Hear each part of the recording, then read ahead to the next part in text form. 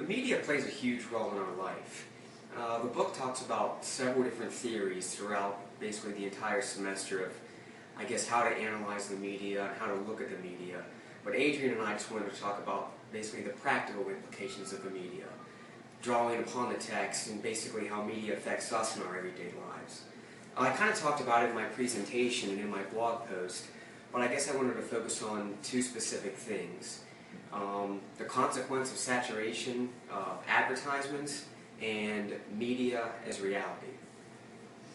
I guess the bombardment of advertisements in our life causes the hyper-consumerism that the author talks about, and we can easily see that in our everyday lives.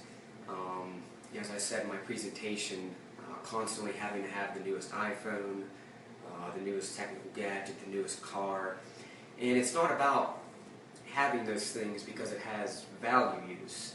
Those things are only negligibly better than the product that preceded it. It's all about having the best product so that you can show it to your friends, show it to your family. It's status. That's the only real reason why we have this drive to get the newest and the best.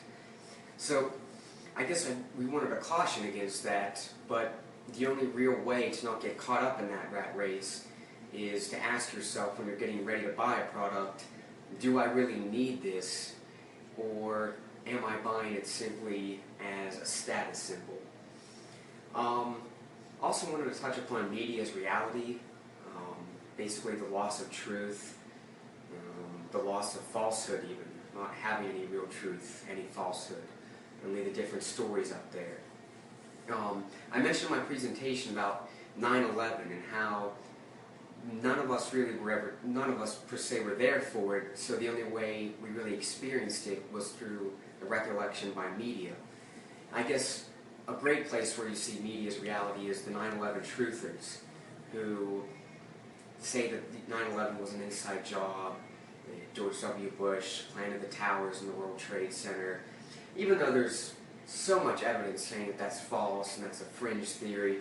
A lot of people believe it because there's some false evidence that supports it, and since media was the only thing that people know that through, they believe it. It's their world. It's media as reality. Adrian's going to talk about it a little bit more. So as Latham said, sometimes you have to analyze what you see, for example with 9/11, and also in the TV show you see, if you don't want to be a dumb viewer, you have to have a critical point of view of what you see.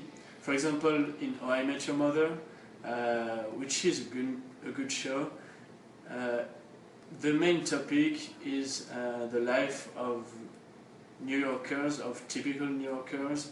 But if you look at the main characters, you won't see any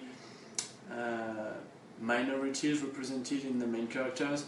So it's kind of racism. And when you look at the show with a critical eye, you will see that there's a lot of stereotypes, sexism, and you will see that every girl and man represent a typical kind of what people are.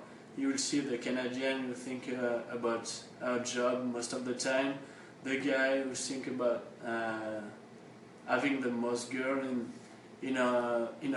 his bed, the guy who always think about what's good, what's wrong, and what to do with his life, and you have the perfect couple who just share everything, but sometimes it won't work. So if you just look at this show and don't think about it, don't analyze the show, you will just think that's a good show and you won't see the bad points. So in fact, if you want to be a good viewer, you have to analyze a little bit what you see, and if you do that in How I Met Your Mother, you will see that by looking to the characters, you will be able to think about your life and maybe change something. So analyzing a show, the news, etc., everything you see is really vital to your life, because you will be able to choose what you want to see, and you able to think by yourself.